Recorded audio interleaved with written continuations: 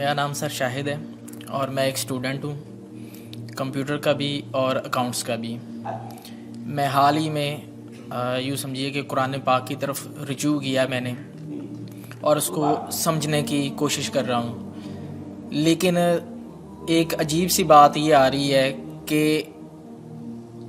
اتنا زیادہ میٹر موجود ہے قرآن پاک کو سمجھنے کے لیے بھی کہ اس کے کوئی بنیادی اصول سمجھ میں نہیں آ رہے ہیں کہ انڈرسٹینڈنگ اس کو کیسے کرنی چاہیے، سٹیپ وائز کس طرح اس کو سمجھنا چاہیے، آیا کہ ناظرہ اس کو کرنا چاہیے، احادیث سے اس کو سمجھنا چاہیے یا کیسے؟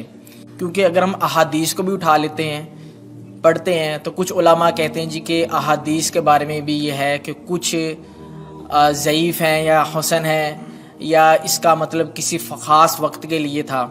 تو ایک عجیب سا مطلب کہ ذہن کے اندر ایک وہ تلاطم ہو جاتا ہے کہ آدمی کرے کیا کرے، کس طریقے سے اس کو مطلب کہ انڈرسٹینڈ کرنے کی کوشش کرے کہ وہ ایک سیدھی راہ کے اوپر آ جائے کہ اسے قرآن پاک کی بنیادی جو تعلیمات ہیں ان کے اوپر چل کے کم لیکن کامل علم کو حاصل کر سکے۔ قرآن مجید کی طرف آپ کا رجوع ہوا ہے، توجہ ہوئی ہے، اس کو اللہ کا بہت بڑا فضل اپنے اوپر سمجھیے، اور جب اللہ کا فضل ہو تو پھر اس کا شکر بھی ادا کرنا چاہیے اللہ کے جناب میں۔ میں آپ سے ایک عجیب بات کہہ رہا ہوں، شاید آپ کو بہت وہ نئی سی لگے گی۔ قرآن کو ایسے پڑھیے جیسے بدو پڑھتے تھے۔ بدو نہ فلسفی تھے، نہ منطقی تھے، نہ سائنسدان تھے، نہ ابھی حدیثیں ان کے پاس تھی، نہ ابھی فقہ مرتب ہوئی تھی۔ وہ کیا تھا؟ عربی زبان، یہ ان کی اپنی تھی۔ تو شرط اول جو ہے قرآن مجید کو سمجھنے کے لیے وہ عربی زبان کا صرف و نحو صحیح جاننا یہ لازم ہے۔ پھر قرآن کے متن ہی کو اصل سمجھیے۔ البتہ یہ ہے کہ اس کو آپ سمجھیں کہ یہ پہلا مرحلہ ہے قرآن پر غور کا، قرآن پر فکر کا، قرآن پر سوچ کا۔ اس کے بعد اگلے مراحل بھی آئیں گے۔ اسی قرآن سے پھر قوانین جو ہے واقف ہونے ہیں۔ اچھا، اس میں بعض سے واقعات ایسے ہیں کہ جو تو ایک تاریخی حیثیت رکھتے ہیں، اب ان میں اس واقعے کے ضمن میں تفصیل میں کہیں کوئی اختلاف ہو گیا تو کوئی حرج واقع نہیں ہوتا۔ ابھی میں مثال دیا کرتا ہوں کہ میں چند جملے ابھی آپ کے سامنے یہاں ادا کروں اور پھر 10 منٹ کے بعد پوچھا جائے آپ سے تو ہر شخص جو ہے اس کو کہے گا، وہ جواب جو میرا دے گا وہ مختلف ہوگا، اس میں اس کی اپنی بات بھی شامل ہو جائے گی، اور سوچ میری بات سنتے ہوئے بھی جو اس کا سبجیکٹو مائنڈ ہے وہ اس کے اندر اس وقت حاضر ہوگا، وہ اس سے اس کوئی نہ کوئی نتیجہ از خود اپنی اس سبجیکٹو مائنڈ کے حوالے سے حاصل کرے گا، وہ بیان کرے گا۔ تو ان چیزوں میں احادیث میں اگر کوئی اختلاف بھی ہو جائے تو اس میں پریشان ہونے کی ضرورت نہیں ہے۔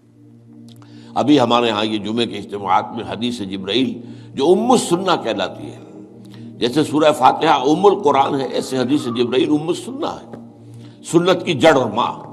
اب اس کی جو روایات آئی ہیں اس میں مختلف اختلاف ہے، الفاظ کا اختلاف ہے، ایسنس ایک ہے، مفہوم ایک ہے، الفاظ میں بڑا فرق ہے، تفاصیل کا فرق ہے۔ تو اس حوالے سے اس میں گھبرانے کی ضرورت نہیں ہے۔ پھر یہ کہ فقہی معاملات کے اندر اختلافات ہو گئے، وہ بھی نیچرل ہیں۔ آپ کو معلوم ہے کہ ایک ہی مقدمہ ہوتا ہے، 8 جج بیٹھے ہوئے ہیں ایک بینچ پر، 5 کا فیصلہ ایک ہے، 3 کا ایک ہے، اور بھی تقسیم ہو سکتی ہے۔ قانون وہی، اور یہ میں بات کر رہا ہوں سپریم کورٹ کی یا ہائی کورٹ کی، وہاں پہ تو ظاہر بات ہے وہ نئے بیانات نہیں لیے جاتے، وہ جو بھی فائل ہے وہ تو بہت پہلے سے تیار ہو چکی ہے، اس کے اوپر بحث ہوتی ہے، صرف اسی سے اخذ کیا جاتا ہے، مطلب ان کا وہی رہتا ہے، اس کے اندر تبدیلی نہیں ہو سکتی، اس موقع پر کوئی نئی گواہی نہیں آتی۔ تو اس اعتبار سے ان چیزوں پہ گھبرانے کی ضرورت نہیں ہے۔ البتہ آپ آغاز جس طریقے سے کریں وہ میں نے آپ کو بتا دیا ہے، اس میں یہ کہ آپ اصل میں ان تمام جو چیزیں ہیں اضافی، ان سے ذرا صرف نظر کرتے ہوئے عارضی طور پر پہلے قرآن کو ایسے پڑھیے جیسے بدو پڑھتا تھا۔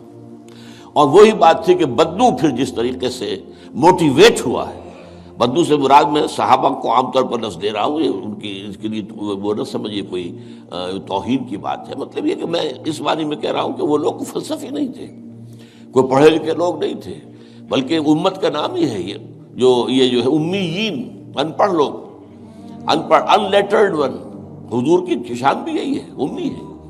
تو انہوں نے قرآن کو جس طور سے سمجھا ہے وہ ہے بہترین طریقہ قرآن کو سمجھنے کا، اور اسی سے پھر وہ صحیح موٹیویشن ہوتی ہے کہ انہوں نے تن من دھن سب لگا دیا اللہ کے دین کے لیے اور اللہ کے دین کو غالب کر دیا۔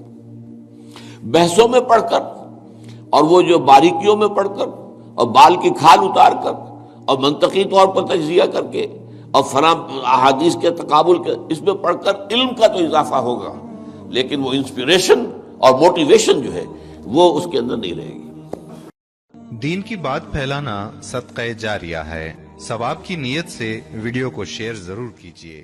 جزاک اللہ۔